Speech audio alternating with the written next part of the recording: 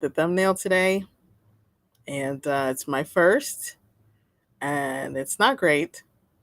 And I've already successfully fooled somebody into thinking that this stock photo image person is Kenzo Shibata.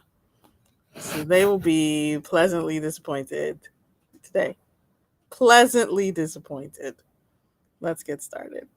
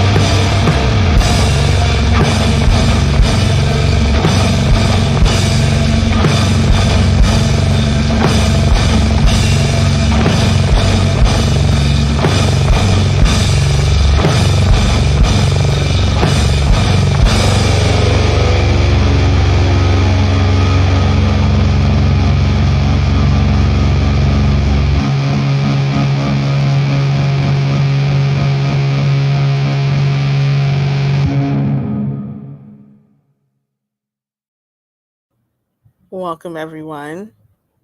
Greetings. I'm your host, M. Toussaint, and welcome to another episode of This is Revolution podcast. So glad you guys are here with us tonight for what will hopefully be an enlightening and therapeutic session about teaching. Earlier this week, we kicked it off with a discussion about capitalism and emotions with Ashley Frawley. Today, we're going to talk about self care and therapy talk as it relates to teachers with our sometimes why Kenzo Shibata. Kenzo is a teacher in the Chicago school system. For those of you that are subscribers and patrons, thank you for your continued support. That is the fuel in the engine of the TIR machine. If you listeners would also like to access the champagne rooms past and present and be a part of the live audience for the Mau Mau Hour with Pascal Robert, and of course, TIR movie nights. We're having a movie night this Friday. We're still arguing over what the movie's going to be, but it's going to be good. That's what I can tell you. There's only one way. Become a patron for as little as $3 a month or $30 for the year. It can all be yours. Now, on to our topic for today. Can self care and therapy talk replace teachers' wages? To help with this question, let's bring in our guest slash host for today, Kenzo Shibata, not the person in the stock photo in the thumbnail. Hey, Kenzo. Sorry to disappoint you. I mean, if you look at the current teaching force right now, they look a lot more like that lovely young woman in the thumbnail than they do look like, this 44-year-old washed up punk rocker here. But I'm digressing. And thank you for that wonderful introduction, Toussaint. You are very welcome. And we love a washed up punk rocker around here. Yeah, I mean, we're kind of lousy with them on this podcast, right? So, an embarrassment of riches. Um, so, according to a recent Jacobin article, compared to similarly educated peers in the workforce, teachers earn 76 cents on the dollar. Bubble baths and mindfulness apps can't make up for the systematic denial of life sustaining wages. So, my first question to you is, are you sure self care can't make up for teachers making 76 cents on the dollar? It all depends on who you ask. I'm if you ask the bosses, for Hmm. sure. Like it is, once a month having someone give people 5-minute back rubs with business cards to the massage therapy studio across the hall, across the street from the school, Wow. and a certificate saying we appreciate you and we want you to take care of yourself. Um, on Teacher Appreciation Day, the bosses love that. It's low cost, low effort, and it's not doing us anything. That really happens? Yeah. I mean, there are days where they'll have professional development days where they'll Mhm. have like self-care. We'll have a talking circle at the beginning. And, recently I had a professional development where they had us take a walk around the building. And it was nice, but also like I would have loved to use that 15 minutes to grade student papers so I can walk outside my house after work off the clock for 15 minutes, maybe with my kid, maybe with a friend, maybe with a companion of some sort. Free time. That's what I want. Even more than I want a raise. It's free time. And listeners, viewers, if you don't know, I am a teacher. That's right. Teacher in Chicago. A very Hmm. special place to be a teacher. So they had you Now walk more than around. ever. They had the teachers walk around the building. Just the teachers or the teachers and the students? Just the teachers. It was actually really funny because the students, many of them were at recess. I teach at a middle school, and the students still have recess there. And so we were outside of the gate, and they were inside of the gate, and they were like, they were watching us the way people watch animals in the zoo. They're like, teachers walking. They were like so flabbergasted at watching like a pack of teachers all walking together around the building. And I just try to put myself in their shoes. I'm like, yeah, if I saw that, I'd be like, are they being punished? What's going on here? Right. A pack of teachers. I like that. That's the name for a group of teachers. It's a Yes, pack. pack. And but yeah, that was just it was also a tease because it was such a nice day. And it's just like, okay, here's 15 minutes, and now we Oh, have to sit behind computers and talk about grades and fill out Google forms. that sucks. Yeah. And it kind of would have been nice for students to get that opportunity too. But then also, Mm, as you said, for you to have that opportunity to do that on your own time with a loved one, companion, friend. But that is the nature of self care, right? It is yeah. self focused. Uh-huh. Yeah. Yeah. It's all about us. They don't care about your loved ones.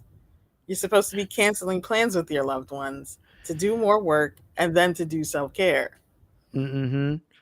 Yeah, I mean when that's also the insulting thing is like when we have like one of those full day professional development days, I have to like sign up my kid then for all day childcare with the park district, which is pretty affordable. I like the program, but it's still money out of my pocket.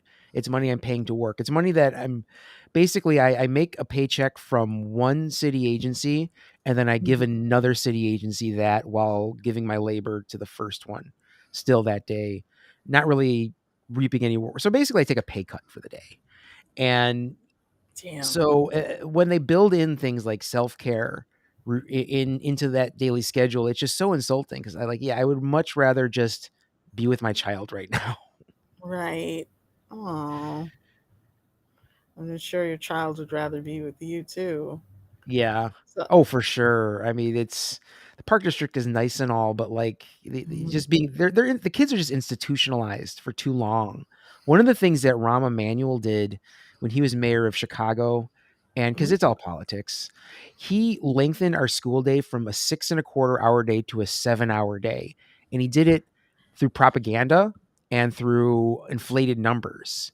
He kept throwing out this number that kids in Houston went to school an extra 4 years out of their lifetime because they had a longer school day.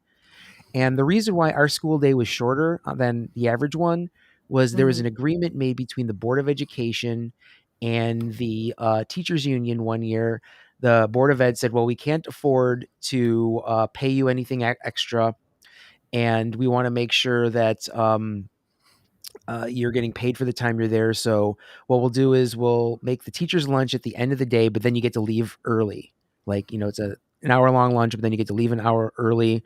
So the kids lost recess in that process for the most part. But Whoa. teachers were still working the same amount of hours per day without a lunch, essentially.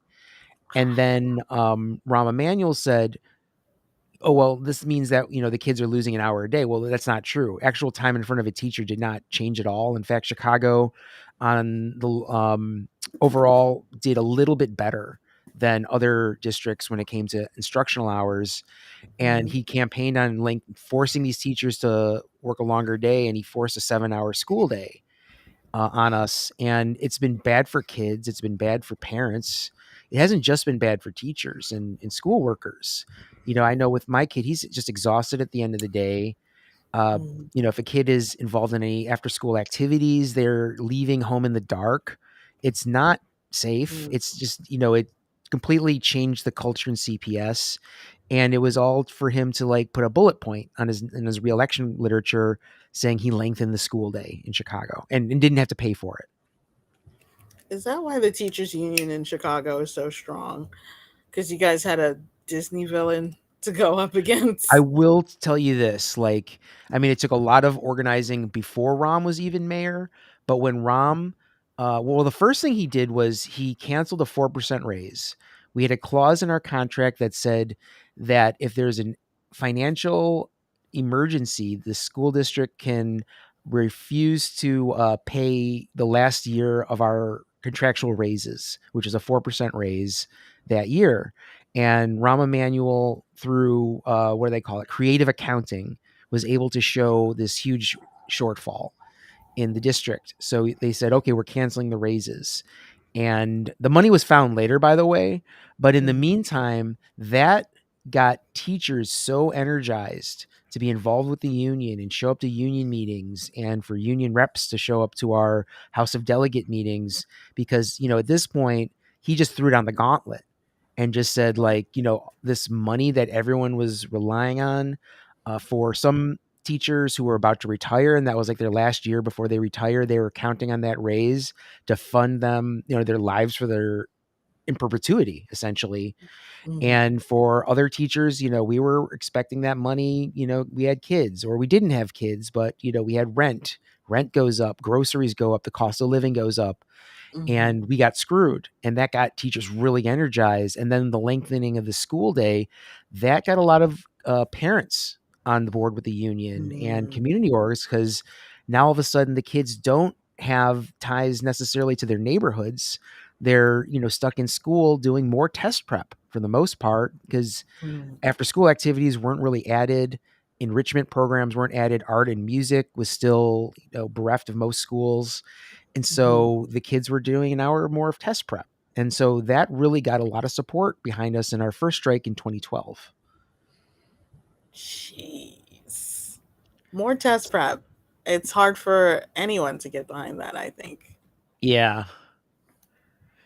Yeah. I mean, I Hmm. remember hated taking tests as a kid. Did you taking tests, Toussaint? I remember the first time I took a standardized test. Mm-hmm. I was so wound up and anxious about it. You know how you teachers, you people, Uh-huh. you have all the tests in your hand and you give it to the first kid in a row, and then they hand all the tests back, and then every kid gets one. Mm-hmm. I was so anxious I wrote my name on every test. And then I had to erase it. It was a whole thing, and I was just like, this test taking is not for me. It's not a healthy experience for kids. As it turns No. out, I'm very good at taking those tests, Mm-hmm. except the SAT. I sucked at that one, but it's never pleasant. And you teachers are teaching to the test quite a bit, and that's not fun. Yeah, and it's gonna get worse. Uh, Telling you, one thing they're really touting in the district, and I don't know if this is gonna change with the change of the school board, and the change in the leadership in CPS. That's gonna be huge, but they really want teachers to all to be teaching the exact same thing, like a scripted curriculum. So the talking point for that is if an administrator walks into one fourth grade classroom, they should be able to walk into one and then walk into the one across the hall, and they should almost be able to hear the rest of the sentence the last teacher said, like we're robots. And Creepy. so they're actually going to be the district said that they're going to be observing classrooms to make sure that we are streamlining our curriculum, with that being the gold standard. And it's just going to be miserable for teachers, for kids, for absolutely everyone. It's going to be, a lot of the joy has already been sucked out of the classroom in the past 10, 15, 20 years. But then at that Mhm. point, no one's going to want to be there.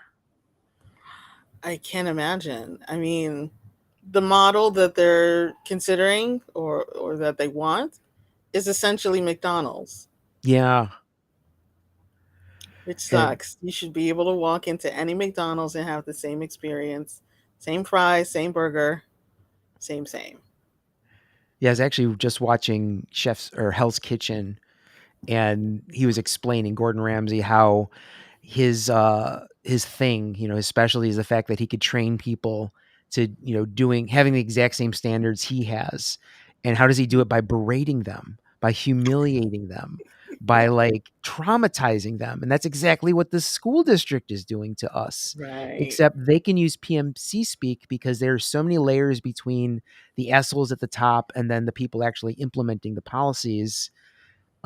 Speaking of which, Paul Vallis, who narrowly lost our mayorship in Chicago, Mhm. was one of the big architects of this in New Orleans, in Philadelphia, in Chicago, of just privatizing the schools. And one of his big mantra is that he wants to deprofessionalize teaching. Mhm. He thinks the standard should be Teach for America, where you take, kids from Ivy League schools, you put them in a classroom for 2 or 3 years, and while they're young and full of energy, they'll just work around the clock, burn them out, and then send them off into the private sector, and then have a brand new cohort every 2, 3 years.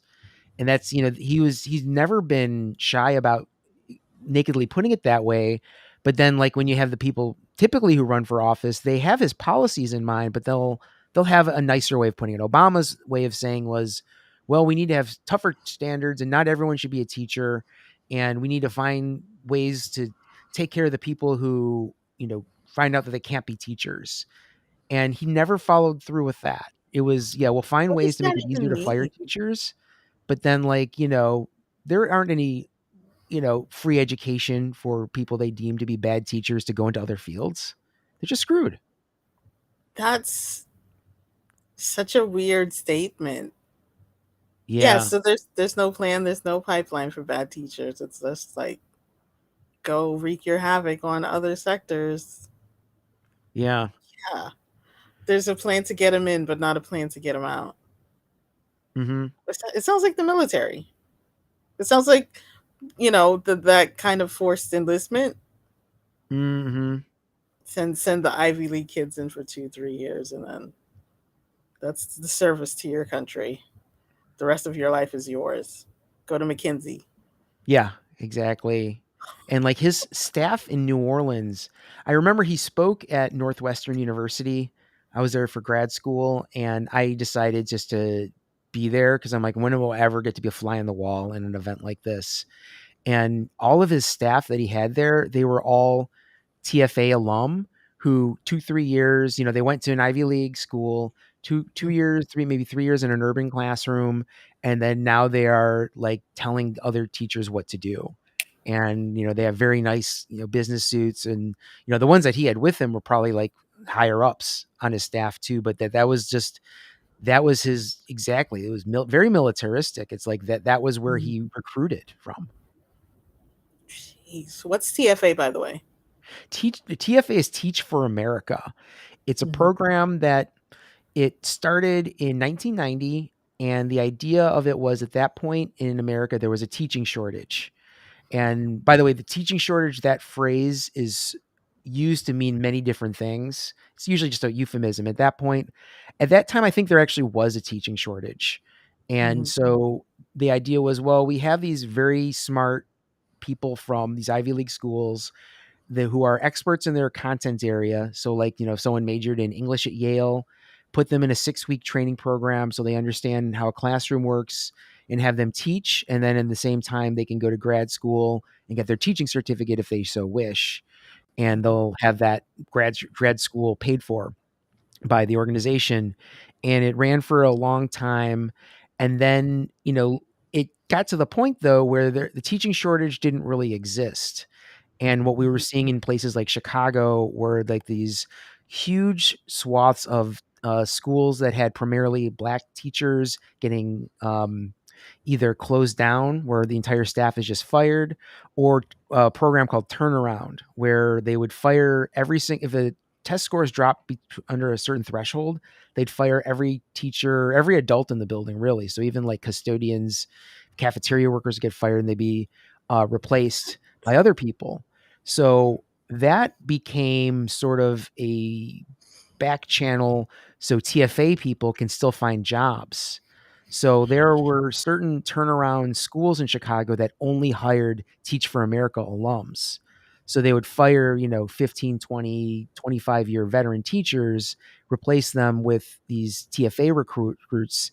And so they would be very malleable. None of them would be tenured. None of them would have roots in the city, or maybe even intending to stay in the city. And so it created this opening. And now there is a teacher shortage. But what that is a euphemism for is just the fact that teachers are just quitting. And so Yeah. there's a surplus actually of people with teaching certificates and credentials right now, but the actual number of people looking for teaching jobs is low compared to the number of teaching jobs. So that's the only reason why there's a shortage. And this, I think that Teach for America cycle and the Mhm. closing of schools and everything like that, that really contributed to the fact of so many people leaving the profession and just saying, no, not coming back. Wow. So who are the baddies? Who's imposing? Who's doing these things to you? Who's pushing you around at work? Who's imposing this self-care talk onto teachers? And do you feel there's a certain amount of blame that's implied with this language? Um, well, the problem with the language of self care is so individualistic. And I Mhm. do feel like it is a means of impacting our ability to organize self care. And, we all have different needs when it comes to self care, Mhm. and you can't make everyone happy that way. And it creates more divisions, I believe. And what Hmm. we really need, well, we need overall is things like free mental health care, free health care for everybody. But we need to have rich teachers union contracts, especially that just afford us the ability to go to therapy without copays and, take care of our self-care needs confidentially, like, with clinicians that we pay for outside of the school building, give us more time off for mental health care, allow us mental health days so we don't have to like snicker about it and like honestly put that into our contract language. Some days you wake up and you just can't do it, and we have such a Mhm. trying job, and we deal with trauma and trauma retriggering more than a lot of other professions. Like, give us the ability to do self-care, but just let us do it privately. Don't force it upon us. Don't make it these blanket programs where you know we either take the benefit or we don't, and then they could say, well, no one ever takes the benefits then when we offer them, and then just whittle away at other things. Give us the material conditions to take care of ourselves. But you can go to your own private nail technician and get a very nice pedicure and manicure. I mean, whether or not she's going to be confidential, who's she going to tell? Is really the question. That's the real question. Well, if you know Vietnamese, you'll know exactly who she's telling. Okay. Well, yes. But who's that person going to tell? There's your confidentiality. Uh-huh, uh-huh. I think you make a very good distinction between just random self care or the kind of self care everyone can get and confidential self care. And a lot of this too, I think there's a lot of overlap with the white fragility kind of um what do you even call that? Just blob that's overtaken a Mm-hmm. lot of the professional managerial class, because and it's all linked together. It's therapy speak that links racial justice with ignoring our material conditions. Really, Mm-hmm. it's a perfect win for the bosses, because the white fragility speak when they have these workshops. It is really set up like therapy. And the idea is that we're supposed to kind of exercise our demons in that space, and we have to call it space. We can't call it a place. And it's a way to individualize all of our problems, but also to get us.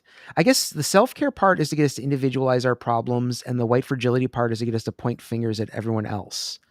And Mm, meanwhile, let solidarity be damned. wow. It's amazing how they come up with these schemes. I Mm-hmm. mean, you wouldn't think self care talk could lead to that. Mm-hmm. You wouldn't think just a sprinkle of white fragility could lead to all of this. Just a touch, a smidge. Well, I mean, a lot of it too, it's about that privacy piece too, I think. Mm-hmm. Like, maybe you don't want to sit in a circle and talk about ways that you've been racially traumatized with coworkers. Mm-hmm. And, chances are you don't. Um, I never did. I never really wanted to sit in those circles and, you know, for any reason. Like I don't want to have to put things that I've dealt with on display. And, I think it does, we are coworkers at the end of the day. And Mm-hmm. we need to be able to organize together to fight for each other and have each other's backs. And, that's really it. And then, I'll go to political theory discussions on my own. I'll go to my own therapist. I'll Mm-hmm. hang out with my own friends and have beers with them. Like I don't need a self-care routine just like the person that I already spend 10 hours a day with practically. That's true. That's another like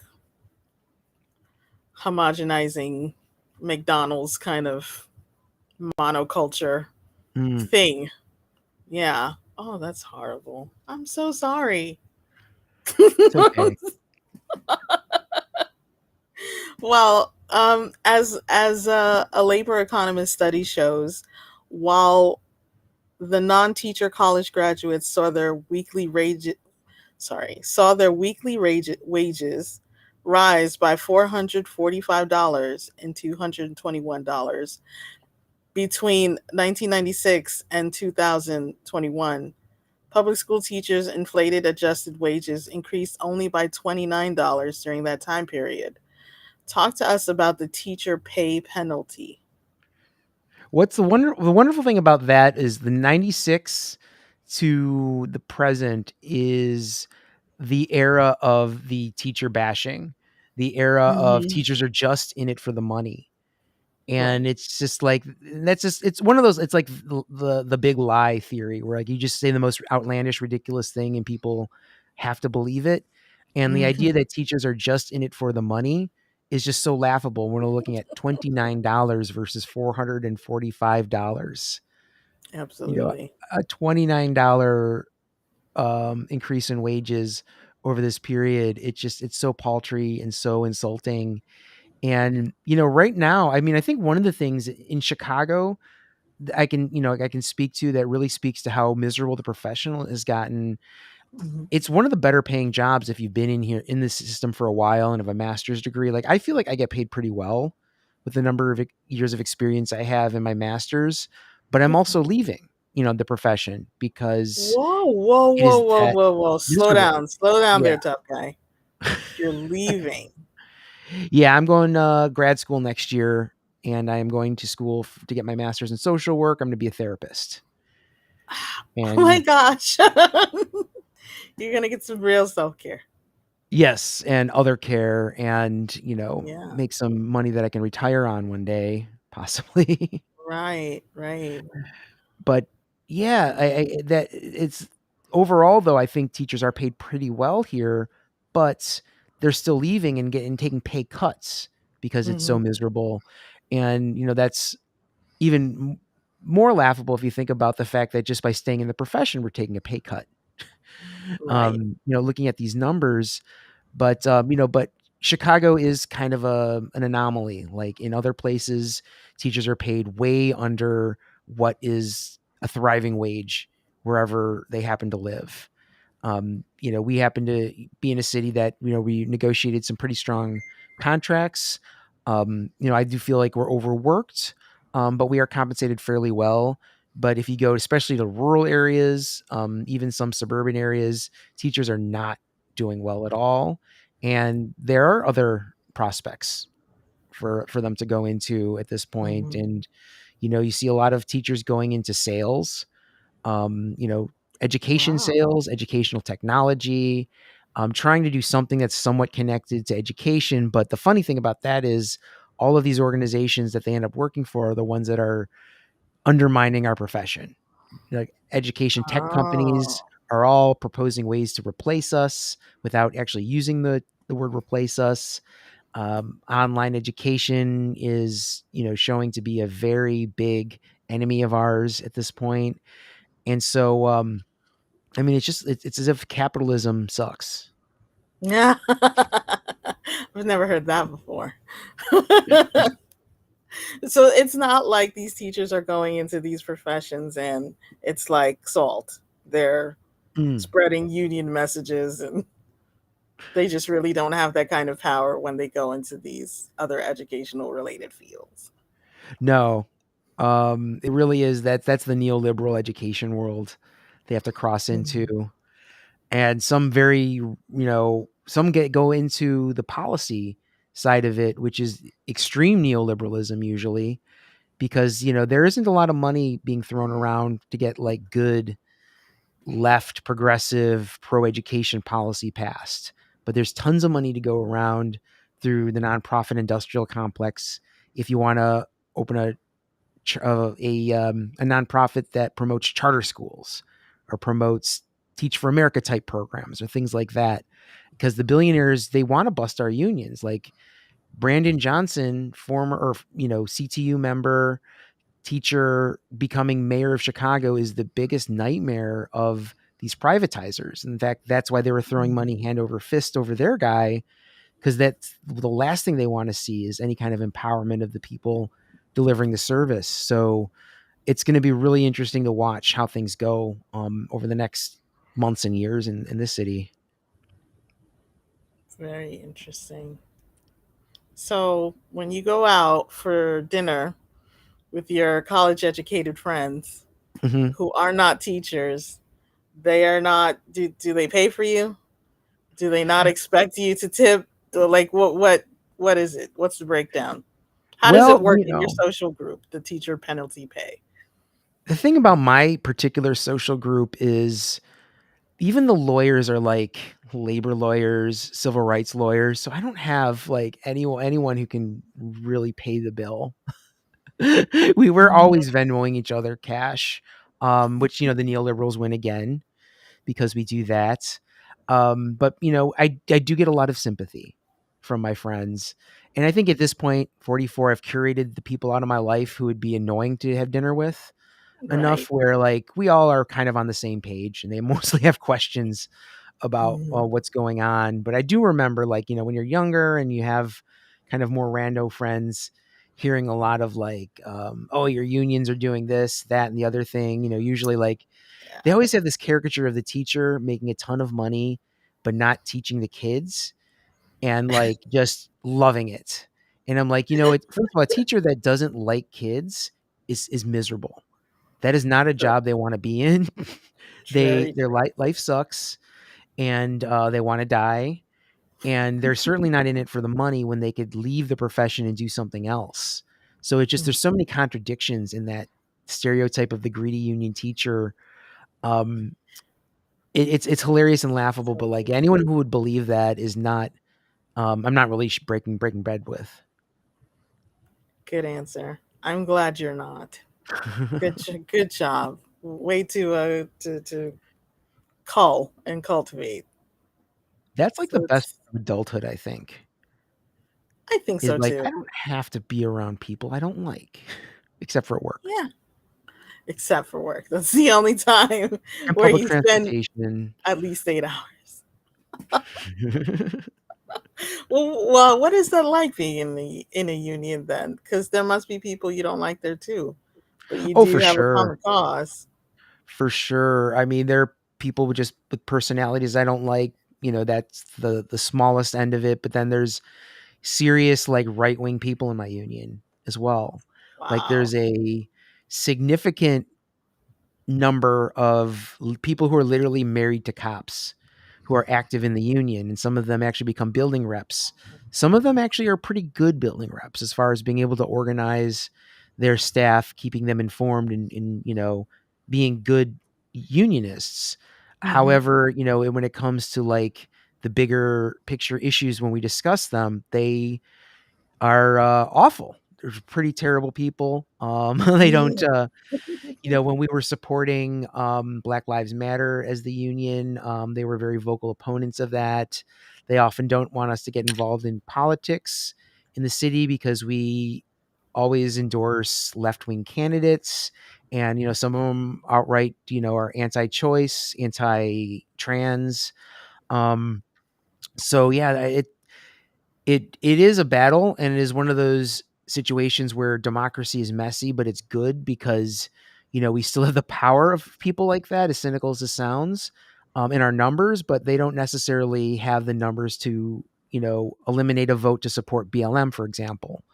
Or if Mm-hmm. we buy a float in the Pride Parade, they might oppose that, but they don't have the numbers to actually get us to not do that. So and that's important, I think, because that has built a lot of bridges with our students, seeing their teachers at Pride, also members who are in the LGBT community, Mm-hmm. who felt like they didn't have a place in their union for a long time. These things are important, and we discuss them and we debate them and vote on all of them. One of the things that's really interesting to watch is around a strike is typically even some of our most right-wing members will become, I don't want to use the word radicalized, but like they really get solidarity in that moment. And, Mm-hmm. they'll keep their mouths shut when the press comes up to them and say, is there anything you don't like about CTU? And, they might say that at the bar, but they won't say it in front of ABC News. Mm, yeah. Um, so it is messy and complicated, but it's like, it's the reason why cancel culture kind of sucks, is that we do have to work with people we hate sometimes, or people Mm-hmm. we dislike, to get things done. And yeah, I mean, I'm not going to necessarily share a beer with every single member of my union, but I'm glad they're paying dues, and I'm glad they show up to events when they do, and I'm glad they're talking to people in their buildings about working conditions. That sounds fantastic. I always imagine that there's a clarity, a cleanliness about being in a union, because we know what we're here for and we know what the main thing is. So many times you deal with people and it's like they're not keeping the main thing the main thing. But Hmm. it feels like in dealing with union people, you would be dealing with people who get that. The main thing is the main thing. Yeah. And it's a lot of it, I think, is structure is good. We have Mhm. a structure where every building has a certain amount of reps depending on how many members there are in the building, and they all go to a monthly meeting to Mhm. vote and debate issues. And we have democratic elections in we everyone votes in the school buildings, and it's a fairly low bar for running as well. If you're it's having been involved in city and state politics too, running for a union election, as dirty as it can be, it is a lot closer representation to democracy than Mhm.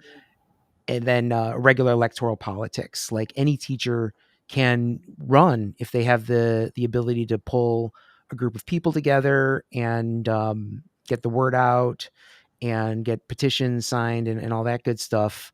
So it's nice because it doesn't lead everything up to a big fight every single time, because we do have those structures in place. And like, it makes things clean in the school buildings as well. Like, Mhm. if I have, let's say, 40 kids in the class and the contract says I should only have 30, I can go to my boss and then say, look, here's a form that I sent to the union. Someone's going to come in here and talk to you about the extra 10 kids. And it doesn't have to be personal then. And it doesn't Mhm. have to be about personalities. And in Yeah. some cases, if you have a respectable principal, they'll be on board with helping you get those extra 10 kids out of that classroom and into a new classroom and get a new teacher hired, because that only helps them as well. A Right. well functioning union means well functioning schools. And that just makes the boss's jobs easier. The problem, though, is the principals act as more middle management with the board of education, having a foot on their necks at all times too. So we do have this class of principals who are just trying to work their way up the system, and they'll throw teachers under the bus, Mm. no problem. So having a union that in the building that can train the principal on how to act is also just so crucial. Wow. I never thought about training. Yeah, it would have to. That just sounds fantastic. This being in a union thing. Why are people so down on it? Well, I think that for the most part, people aren't. Like, Yeah. most people, if asked, would you rather have a union in your workplace than not, will say yes. The Hmm. problem is once you start that process, the bosses, in many cases, probably most cases, they'll pay more money on union avoidance than they will on what would cost they'd have to pay in raises and in better working conditions for their workers through a union contract. It's an ideological difference, and it's also they look at it as an investment, because if you don't have a union contract, then that means the boss always sets the terms of working conditions and wages without any pushback. So as soon as someone is identified as a union leader, the bosses will come down hard on them, and usually it's middle managers. They have do this so the top bosses can keep their hands clean, and people will get fired for things that are not their fault. um, they will get pressured into not or telling on their coworkers who are part of the union. Hmm. It's a really vicious campaign, and if you're working in a corporate culture, once a union gets kind of feasible in a workplace, that's when the higher ups will like send out the union busting team, like professional people who get hired to Yeah. do this shit. Sadly, a lot of these people are former union staffers who they know the tricks of the trade, and they've become disillusioned, and they'll come in and they'll bust the union. And I mean, the thing is, it's always easier to destroy something than it is to build something. So that's just Mhm. easy money right there. So of course they're always going to find people who can do that.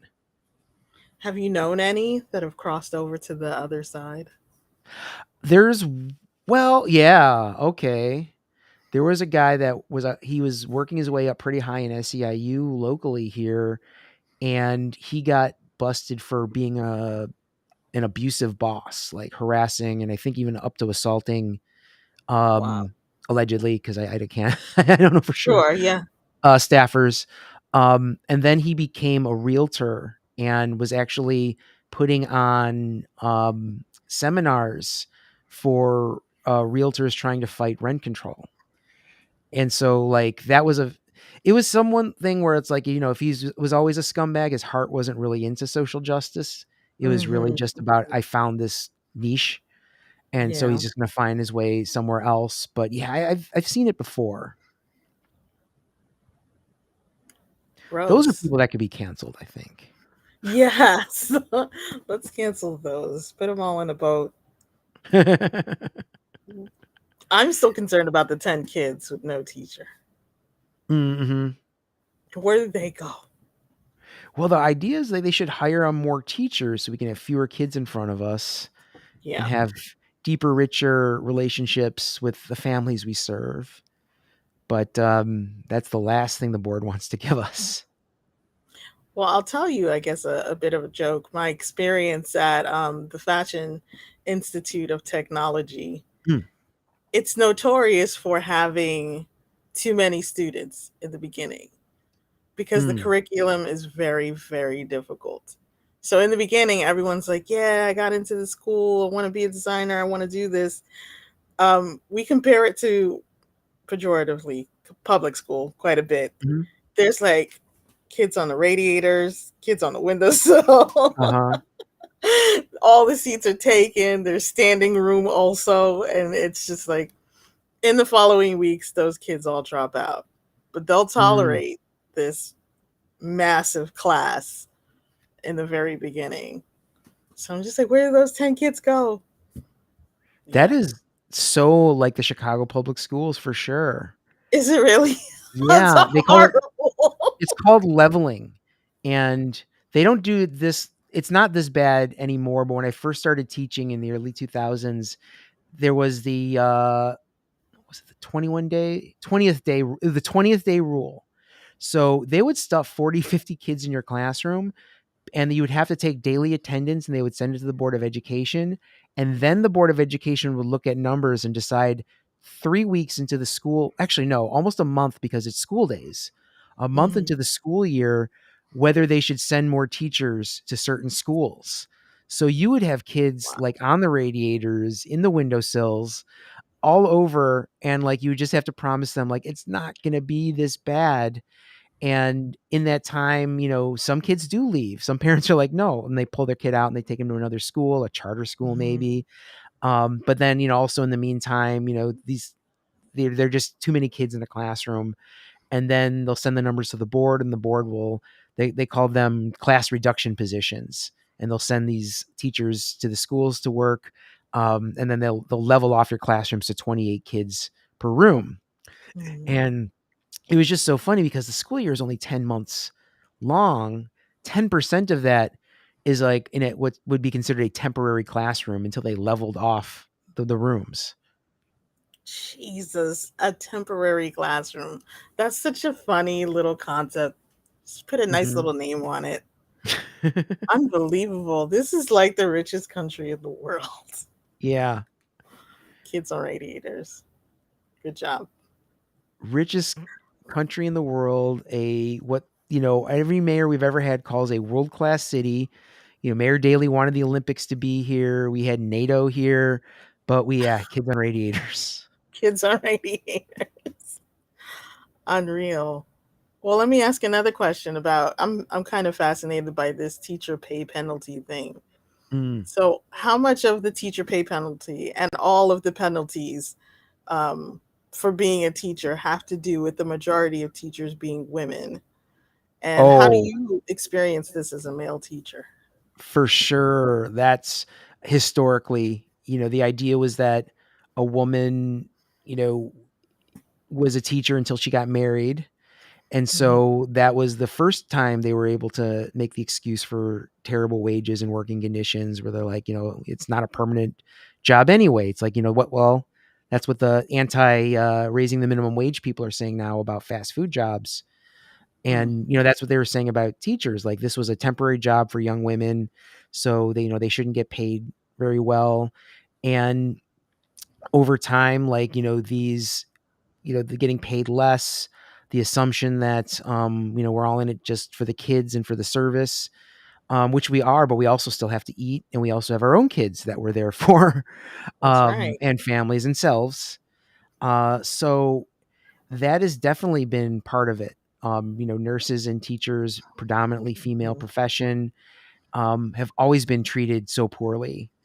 And in Chicago, it was one of the few positions for people of color too. Professional Mhm. positions where people would actually get, people of color would actually get hired. And so, the teaching profession was very much devalued, I think, for these reasons. And as a man, it's hmm. I never really thought of it that way because I always just kind of think of it as, I am in a predominantly female profession, and I've Mhm. always, looked at it as like, um, you know, saw those kind of systemic issues for that reason, and I've always Mhm. felt in solidarity for that reason. But one thing though that Chicago's different because we're all under one contract. But then when you go to some districts where high school teachers and elementary school teachers are on different contracts, high school teachers tend to make more, and they also tend to be more male. And Mm. we can look at that kind of data too. So these are definitely some long-standing inequities for that reason. Very interesting. I mean, I feel like that also has to do with the demonization of the unions, the fact that, Mm. you know, it's also head up by women, or at Yeah, least one woman. Do you yeah, and think if you that look, matters? Like it oh would be yeah, more and successful if a man was the leader of the teachers union? I don't. I think because the profession itself is female coded, I Mhm. don't know how much that matters. Although traditionally, the predominantly female teachers unions had been presided over by men. Mhm. And actually one of the first real radical teachers, Robert, or leaders of the CTU, Robert Healy, was a white man, but um he was a part of a radical, what at the time was considered a radical faction of the union, where their political organization within the union, they only allowed one white member for every one black member in there. So it was the first time there was a leadership group that was actually diverse and actually accepted black members. And he did a lot for diversifying the education, the profession, actually desegregating the school force, because for a while there, it was all black teachers were teaching at black schools, all white teachers were at white schools, and there was a consent decree for a while there where teachers were sent to different buildings. So you had kids having teachers that for the first time didn't look like them. Um, Mhm. so it was, yeah, I mean, it's been kind of all over the place, I think, politically, when we look at, um, how these leaders viewed diversity. Um, but there is also, like, I should mention, there's like a divide between the building trades and the teachers unions and the nurses union. Mhm. They're the more male dominated, more, at least around here, more right wing, and kind of almost an um anti teachers union sentiment. Now that said, there have been a lot of inroads made in recent years. But there had been a huge divide there. And of course, I guess the elephant in the room then is the Fraternal Order of Police, um, Mhm. who absolutely hate us. Yes. And a lot of ways, our last mayoral election was a proxy war between the Chicago Teachers Union and the Fraternal Order of Police, with Vallis being endorsed by the FOP and Brandon being a member of the CTU. Oh, wow. I'm glad the good guys won. Yeah, that would have that would have been one of the few things to drive me out of Chicago. It would have been a Vallis win, possibly. Really? You love Chicago. I absolutely love Chicago, but I couldn't teach here at all. I mean, I couldn't do any kind of public service in the city here, because it would be on a death spiral at that point. Just Mhm. every bad aspect of the city would be elevated by that person. So I would at least consider it, but I'm actually hopeful now. Wow. That's I don't know if we get to hear people say that on the show. I'm actually hopeful now. Thank you for not being a black pillar doomer, which is also fine. Well, I've had It 10 has its days to be place. helpful. Yeah. Well, okay. Let me throw this at you. Mhm. Many teachers don't have any time to relax because of adequate compensation, because inadequate compensation forces them to take on other jobs. But even when there's bubble baths and mindfulness apps that can't make up for systematic denial of life sustaining wages. For too many educators, real self care has meant finding a different line of work. What are some of the other solutions that you see for this situation? I see you found a solution for yourself in Mhm. leaving this line of work. Well, my solution for the past 15 years was just being really involved in the union. And, when we've seen results in Chicago, you're involved in the union, you can elevate working conditions on a building level. Like, I remember my first grievance I filed as a union rep led to $100,000 worth of building repairs over the ceiling of my classroom, because I had a Oh, leak in the classroom, and I had to go through a lot of different routes, and eventually filed a complaint through the Department of Labor, which forced the hand of the board to get these repairs fixed. And it's sustained me a lot. The solidarity, the feel of solidarity, then knowing that we were all in it together, and that we're fighting for a better world. That was, I think that did a lot more than a bubble bath would have. Just mhm, having that union, and like I'm saying, I'm hopeful now. I'm not saying that the world of or the world of education is over, and that I'm leaving a sinking ship. I'm leaving a ship that's people are trying to repair, and people are working really hard at getting the ship afloat again. But I'm just damn tired. That's why I'm leaving now. It's a very, and that's what self care is. It's a very individualistic thing. And right now I'm taking a very individualistic road after 15 years of collectivism. And not to say that collectivism didn't work; it very much worked. I'm just ready Mhm. to kind of pass the baton on to other leaders and be ready for my next chapter. And I think that's one of the things that people can look at and they shouldn't be ashamed of, because at one point in your life, you declared you wanted to be a teacher and now you're burnt out doesn't mean you failed. In the time you did it, you were able to make a difference in people's lives. You were able to actualize something in yourself, and maybe it's time to move on. And there should be no guilt in that. That's such a good answer. You are such a nice man. Thank you. You're gonna make a good therapist. Appreciate that. That's also, is that also a female coded career? I'm not sure. Yeah, it's hard to say with that.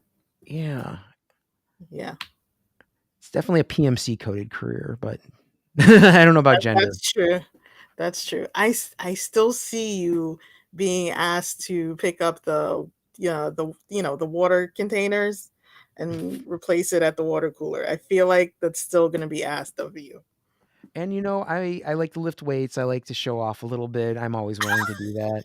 As long as my back still works, I will lift up the water cooler. That's awesome. We have a super chat here. I'm going to read it. Let's see. This is from JB. JB says, as a former teacher and third, what is that, generation? Who Yeah. was third generation who was in the trenches for 15 years. I'm glad you're getting out, Kenzo. I'm sure you'll miss it as I do, but good to get out. You didn't fail anything or anybody. Oh, Oh, that was very nice, JB. that's very nice. JB talks about being a teacher all the time. I feel like it's once a teacher, always a teacher. Yeah, for sure. Like you wear those scars. Like once a stripper, always a stripper. That's what they say. You'll never dance the same again. And you were just mentioning second jobs. I mean, there are some people that are wearing both those badges. That's true. It's very true. And the We New have York Post is another. looking for them. Hmm. Fuckers. We have another super chat from Sean McCallum. The FOP, the Sus Scrofia Syndicate. Scrofa Syndicate. Scrofa. I What's know Scrofa? Bofa, but I don't know Scrofa. Mm-hmm. Maybe he made it up. I don't know. So we have another comment here. My first year doing it, and it's to the point where I'm considering going to law school as a less stressful option. That is a pretty common thing. Is it? There is a pipeline there because I think a lot of it is when people become teachers, they're usually majoring in something that leads to a law career, like English or history or philosophy, and Mhm. then you can just go on to law school from there. Also, like it's teachers like to argue. Do they? Hmm. Oh I yeah, you didn't should come to one of realize our that. union meetings. I mean, I kept saying that maybe I gave a little bit of a Pollyanna view of the union, but when we fight, and we fight each other. It can get real ugly. Okay. Good to know. Good to know. So your union, is it like, I don't know, is it different from other unions? Is it more like the nurses union and less like a union that would be started for Amazon or like the UPS Yeah. union? We're definitely one of the things that makes us unique is that we are a public sector union, which means we follow a There different you set of go. laws than a private sector Hmm. employer would. So yeah, we are very different from Amazon. One of the things though that does make us very different is like the long storied history of teachers unions in in America. So like there's that institutional knowledge there, and that does make it a difficult task in other sectors to get people to organize, is that they just don't see Mhm. themselves as being um, union members, or like, the idea like Amazon is like an easy job to get. And Mhm. so people, I think they kind of build that into them, like, well, I'm sacrificing good working conditions because I really, really needed a job. And what we need to remind people is that you also are a human being, and no matter what your job is, you deserve to have bathroom breaks and living wages and time off. And not be told to take a bubble bath. Take a bubble bath because you want to, not because you're told to. Give me more than a $29 raise. First of all, Yeah. $29, that's not going to get me much at Bed Bath and Beyond. This is true. So $29 yeah, if you even to want me to self-care, you're gonna have to give me a better raise than that. That's absolutely true. $29 to 445 Mm-hmm. for other college educated professions. That's a 445. lot. That's a couple nice spa days. That is buys a lot of Jordans. A lot of Jordans, a lot of boxes of cereal, a lot of Mm. pedicures. Do you take bubble baths at all? I don't, but I do go to a Korean spa every once in a while. So I do Do indulge you in get that the body world. scrub? I don't. Why not? It is like the best thing in the world, dude. You got to I try might it. next time because I'm always eyeballing. I'm like, that looks interesting, but I don't know. It's such an alien concept, but I might do it. It's amazing. They find dirt on you that you didn't even know you had, That's kind of and scary. you leave there feeling a little bit raw but accomplished. Okay. Yeah, it's That's how I feel very like at the end of the school day someday teaching sixth graders. Raw but accomplished. Korean body scrub will be better than that, I promise. I bet. All right, we are actually at the end of the show. Are there any last words you'd like to say? We have this chat member Kilgore Kraut who said he very much identifies with your story. Anything you'd like to say to him too? What was that? Um, the chat member who said they were in it for about a year, were thinking about law school. Mhm. He says he identifies with you and your story. Oh, awesome. Yeah, and, do what you gotta do. I hate that idea that, like, we have to keep people in the profession, so we have to tell them just to, like, keep their chin up, and, like, if you're being ground down to nothing, you're being ground down to nothing, and, the profession's gonna be there. You can always quit, keep your credential active, and then in a few years, if you change your mind, go back to teaching. But I know I had those periods in my life where I'm like, well, that's what I do. I don't really feel like teaching this year, but I'm going to go back. And for the most part, then I eventually kind of fake it till I make it, and then I got my head in the game again. But after this year, and after teaching through the pandemic, I'm just like, you know what? It's been real. Yeah, pandemic really sealed the deal for a lot of people. Hmm. I do have one last question. This is a personal question. Uh-huh. What is the best gift for a teacher? Because apparently you guys have like drawers full of mugs. Like, Drawers full of mugs, drawers full of Starbucks gift certificates, which are fine, but like we do get so many of those from parents.